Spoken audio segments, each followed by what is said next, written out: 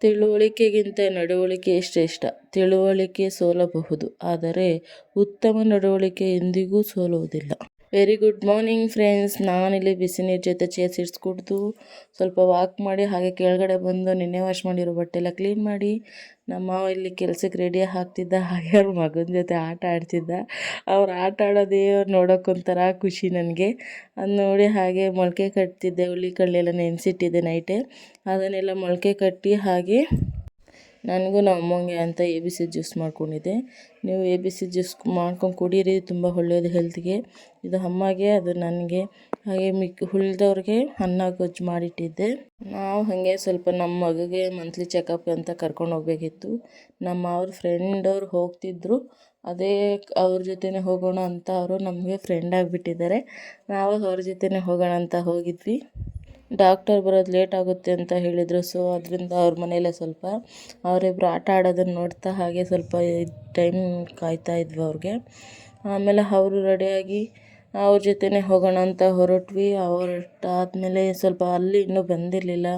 ಹೋಗಿ ಆಮೇಲೆ ಒಂದು ಸ್ವಲ್ಪ ಆದಮೇಲೆ ಬಂದರು. ಅವರು ಬರೋರ್ಗು ಅವ್ರು ಆಟ ಆಡೋ ಪಾಠ ನೋಡ್ಕೊಂಡು ನಾವು ಹಂಗೆ ಹಿಂಗೆ ಅಂತ ಅವ್ನು ಆಟ ಆಡ್ತಿದ್ವಿ. ಇವ್ನು ಕೆಳಗಡೆ ಅದೇ ಮಕ್ಕಳು ಚೇಷ್ಟೆಗಳು, ಆಟಗಳು ಆಟ ಆಡ್ತಿದ್ದಾರೆ.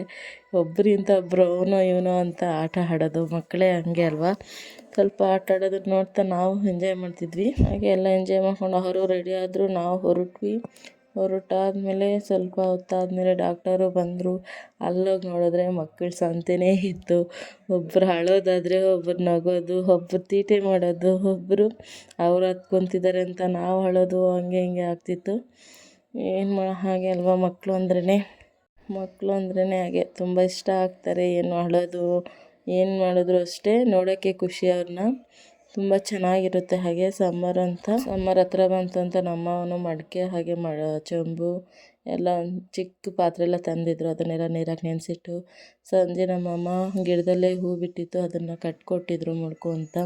ನಾನು ಫ್ರೆಶ್ ಅಪ್ ಆಗಿ ಮುಡ್ಕೊಂಡು ಸಂಜೆಗೆ ಅಡುಗೆ ರೆಡಿ ಮಾಡೋಣ ಅಂತ ಹೊರಟು ನಾನು ಇಲ್ಲಿ ಮುದ್ದೆ, ಸಾಂಬಾರು, ಮೊಟ್ಟೆ ಪಲ್ಯ ಹಾಗೆ ರೈಸ್ ಮಾಡಿಟ್ಟಿದ್ದೆ.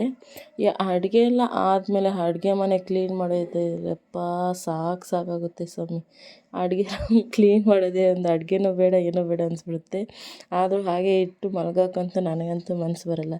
ಎಲ್ಲ ಕ್ಲೀನ್ ಮಾಡಿ ನಾನೊಂದು ಗ್ಲಾಸ್ ಗ್ರೀನ್ ಟೀ ಕುಡಿದು ಮಲ್ಕೊಂಡೆ ಫ್ರೆಂಡ್ಸ್. Good night. ಇವತ್ತಿಗಿಷ್ಟೇ, ನಾಳೆ ಸಿಗೋಣ.